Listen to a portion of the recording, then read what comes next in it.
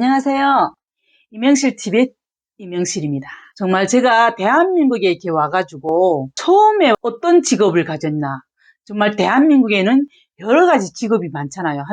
뭐 1만 얼마가 있다고 지금은 더 많이 수시로 바뀌고 또 이런 업종들이 많이 생기고 또 없어지고 그런다고 하더라고요. 지금 제가 제일 처음에 와서 한 3일 만에 일을 했거든요.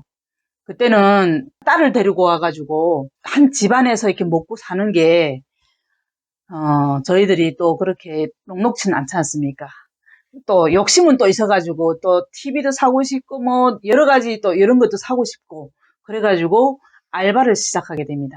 근데 속초에 오니까 사실은 제가 저녁에는 공부를 하고 낮에 시간이 있는데 그 낮 시간에 일할 때가 별로 없더라고요. 제가 제일 처음 시작한 것이 새벽 3시 반에 일어나서 옷을 입고 저희 집에서 한 40분 정도에서 한 1시간 정도 그렇게 걸어가면 동명항리 판장이 나옵니다. 판장이라고. 거기서 오징어 푸는 일을 했어요. 그러면 아침 9시까지 새벽 5시에 입찰 끝나면 그때부터 해서 오전 9시까지 그 물차가 오면 오징어 요만하게 작을 때부터 해서 한 두름이라는 게 20마리거든요. 한 다라이라가 20마리 써서 물이 있는 상태에서 해서 물차에다 이렇게 옮깁니다. 그런 일부터 시작했거든요.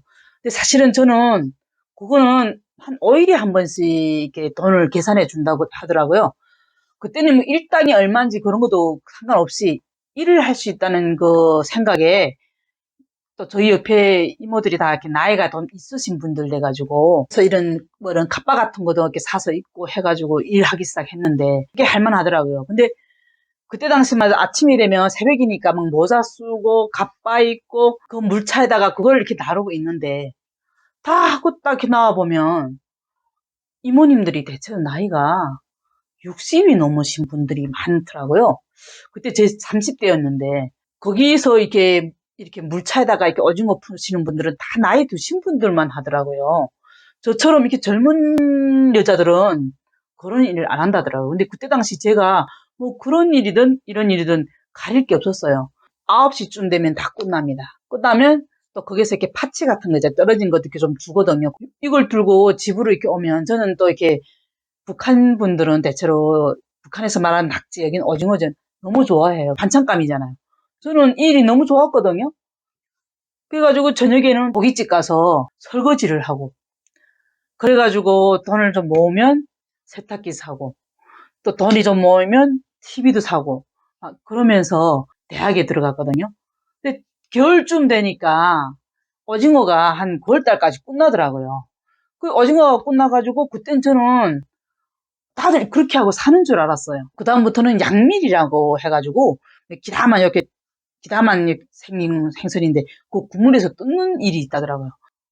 아침부터 저녁 6시까지 딱 일하면 된다 하더라고요. 적은 돈이 아니더라고요. 그래서 저는 한다고 해가지고 정말 열심히 그걸 했어요.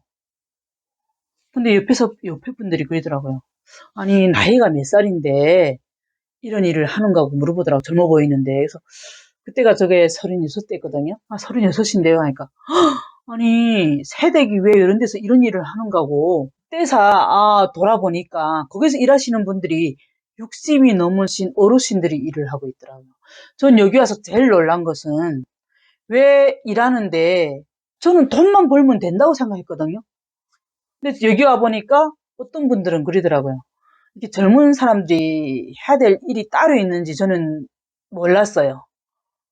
근데 지금도 저는 모르겠는 게 이런 일은 뭐 나이 드신 분이 하고 이런 거는 젊은 사람이 해야 된다는 그런 법은 없잖아요. 근데 지금도 아마 30대에 거기 가서 일하시는 분은 안지까지 아마 없을 거예요. 근데 저는 거기서 한 2년을 그렇게 일했거든요. 근데 지금은 그곳 하나도 오징어가 안 나오다 보니까 없어지고 또 양미리도 별로 안 나오다 보니까 그런 일들이 점점 줄어들고 있더라고요. 제가 대학을 다니면서 정말 대한민국이 아니었다면 저는 그런 일을 하면서도 돈 한 달을 벌어가지고 우리 집 식구 옷 입고 먹고 쓰고 살고 하는 것 풍족했어요. 그 처음에는 저도 정말 남들처럼 뭐 사무실에 앉아서 정말 컴퓨터나 두드리면서 일을 하고 싶은 욕망이 왜 없었겠습니까? 여기 와가지고 뭐 한국분 만나서 결혼식 하고 살면 그래도 좀 생활의 여유가 좀 다 있지만 중국 조선족이라든지 아니면 북한분이라든지 아니면 혼자 사시는 우리 탈북민들은 솔직히 말해서 직업을 따질 형편이 못 됩니다. 뭐 남들이 손가락질 해도 사실은 손가락질 했다 해서 남한테 손 내미는 것보다는 덜 부끄럽다고 생각했거든요. 그리고 내 자식한테 내가 어떤 나쁜 일을 해서 돈 벌어 들여오는 게 아니지 않습니까? 그래가지고 그때는 정말 뭐 일이 더럽고 힘들고 그걸 따질 형편이 안 되고 따지는 것보다도 일하는 그 자체가 너무 좋았어요. 앞만 내다보고 살았거든요.